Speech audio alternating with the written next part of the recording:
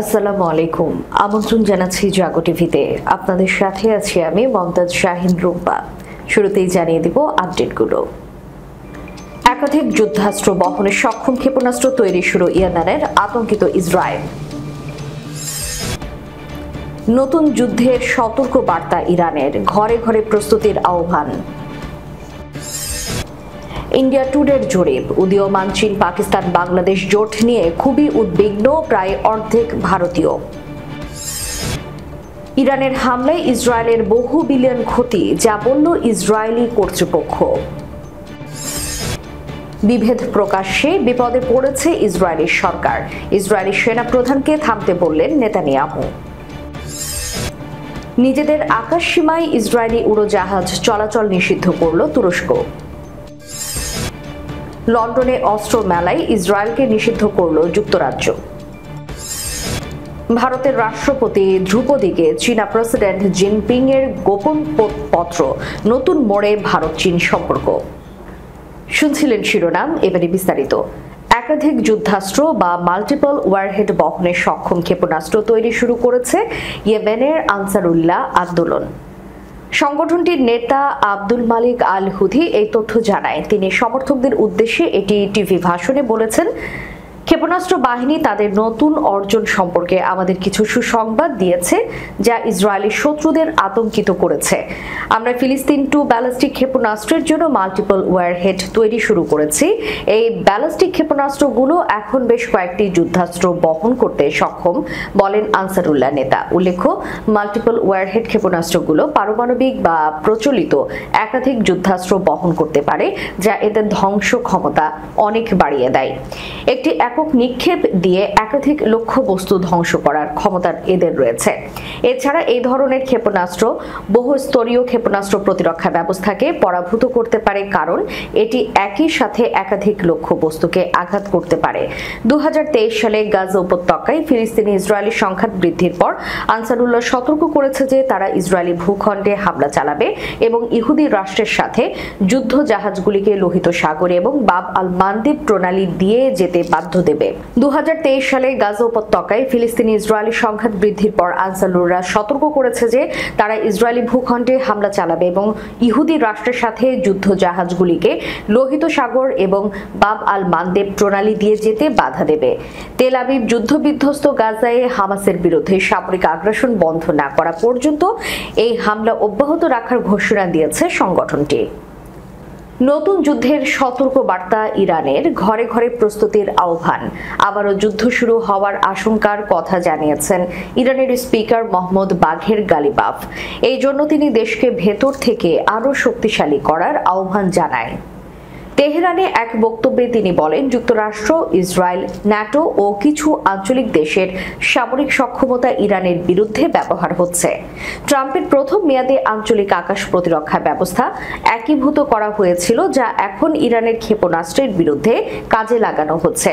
মোহাম্মদ বাঘের গালিবাফ ইসরায়েলের সরকারকে 21 শতকের নতুন নাৎসিবাদ বলে আখ্যায়িত করেন। সাম্প্রতিক 12 দিনের যুদ্ধে ইরানের দুর্বলতা খুঁজে বের করে তা ঠিক করা হয়েছে আর শক্তিগুলো আরো জোরদার করা হয়েছে বলে জানান তিনি। গালিবাফ বলেন, ইরানি জনগণের ঐক্য ও সেনাবাহিনীর প্রতি সমর্থন দেশের ভেতরে অস্থিতিশীলতা তৈরি করার সব প্রচেষ্টা ব্যর্থ করেছে। এদিকে ইন্ডিয়া টুডের জরিপ, উদীয়মান চীন পাকিস্তান বাংলাদেশ জোট নিয়ে খুবই উদ্বিগ্ন প্রায় অর্ধেক ভারতীয়। সাম্প্রতিক ইন্ডিয়া টুডে সিভোটাই মুভ অফ দ্য ন্যাশন জরিপে দেখা গেছে, উদীয়মান চীন পাকিস্তান বাংলাদেশ জোট ভারতীয়দের জন্য একটি বড় উদ্বেগের কারণ হয়ে উঠেছে, যেখানে প্রায় অর্ধেক উত্তরদাতা গুরুতর উদ্বেগ প্রকাশ করেছেন। জরিপ অনুযায়ী 48% উত্তরদাতা এই বিষয়টি নিয়ে খুব উদ্বিগ্ন বলে জানিয়েছেন এবং 24% কিছুটা উদ্বিগ্ন বলে উল্লেখ করেছেন। মাত্র 20% মনে করেন পরিস্থিতি উদ্বেগজনক নয়। ইন্ডিয়া টুডে সিজেটার MLTN জরিপটি 1 জুলাই থেকে 14 আগস্ট 2025 এর মধ্যে পরিচালিত হয়, যেখানে সমস্ত লোকসভা কেন্দ্রের 54,788 জন ব্যক্তির উপর সমীক্ষা চালানো হয়। এছাড়াও সিভোটারের নিয়মিত ট্র্যাকার ডেটা থেকে আরও 1,52,038টি সাক্ষাৎকার বিশ্লেষণ করা হয়েছে। সুতরাং এই MOTN প্রতিবেদনের জন্য মোট 2,06,826 জন উত্তরদাতার মতামত বিবেচনা করা হয়েছে। চীনকে এখনও প্রধানত নিরাপত্তার দিক থেকে দেখা হয়।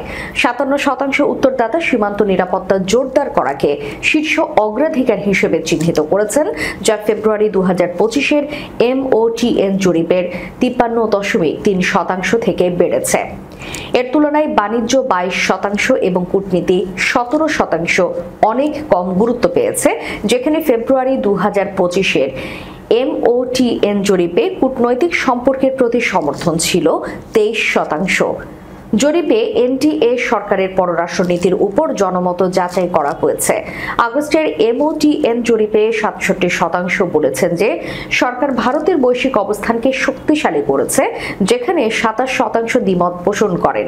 এটি ফেব্রুয়ারি 2025-এর তুলনায় হ্রাস পেয়েছে, যখন 73% মনে করেছিলেন যে ভারতের অবস্থান উন্নত হয়েছে এবং 25% এতে একমত ছিলেন না। ইসরায়েলি কর্মকর্তারা নিশ্চিত করেছেন, সাম্প্রতিক 12 দিনের যুদ্ধে ইরানের পাল্টা হামলায় তাদের কয়েক বিলিয়ন শেকেলের ক্ষতির মুখে পড়েছে। এ সময় রেকর্ড 53,599টি ক্ষতিপূরণের দাবি দাখিল হয়েছে। ইসরায়েল ট্যাক্স অথরিটি জানায়, ইরানের হামলায় ক্ষতির পরিমাণ অভূতপূর্ব। এ পর্যন্ত প্রায় 4 বিলিয়ন নিউ ইসরায়েলি শেকেল সরাসরি ক্ষতি হয়েছে বলে ধারণা করা হয়। তবে ব্যবসায়িক স্থবিরতা এবং অন্যান্য পরোক্ষ ক্ষতি যুক্ত করলে ক্ষতির পরিমাণ কয়েক বিলিয়ন শেকেল ছাড়িয়ে যাবে।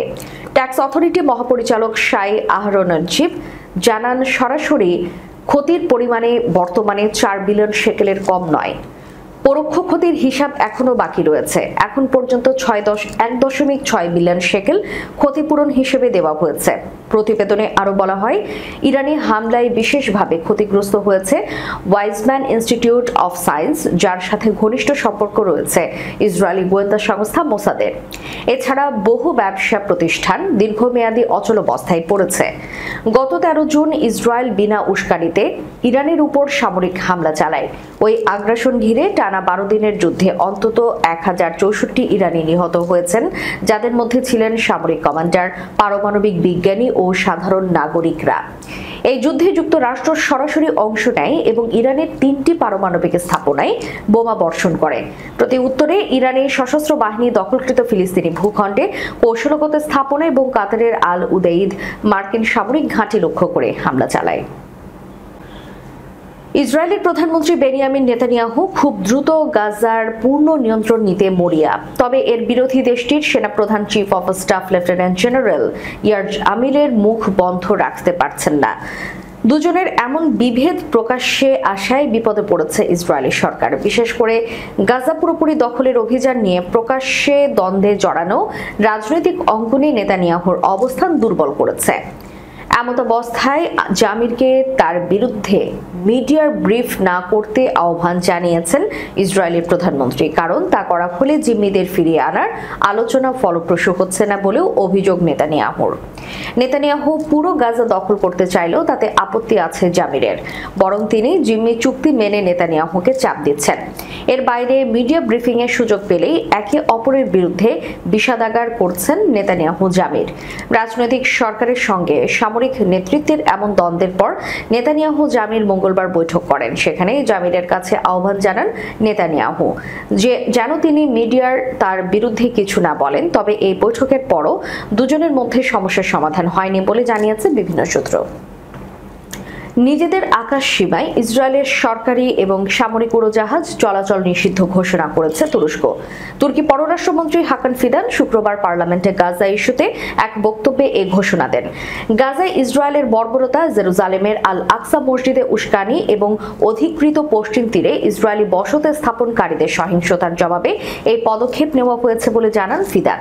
তিনি ইসলামী দেশগুলোকে ইসরায়েলকে জাতিসংঘ সাধারণ পরিষদের সভা এবং কার্যক্রম থেকে সামরিক বরখাস্ত করার জন্য চাপ সৃষ্টির আহ্বান জানান। তিনি বলেন, আমাদের ফিলিস্তিনের স্বীকৃতিকে টিকিয়ে রাখা এবং প্রসারিত করার প্রচেষ্টা একত্রিত করতে হবে এবং ফিলিস্তিনকে জাতিসংঘে পূর্ণাঙ্গ সদস্য পদ দেওয়ার উদ্যোগ নিতে হবে।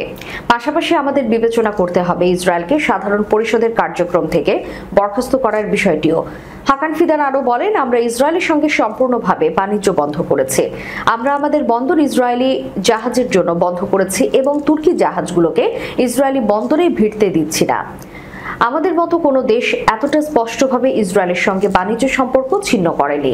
তার ভাষ্য, আমরা অস্ত্র ও গোলা বারুদ বহনকারী কন্টেইনার জাহাজগুলোকে আমাদের বন্দরে প্রবেশ করতে দিচ্ছি না এবং আমরা ইসরায়েলি উড়োজাহাজকে আমাদের আকাশ সীমায় ব্যবহার করতেও অনুমতি দিচ্ছি না।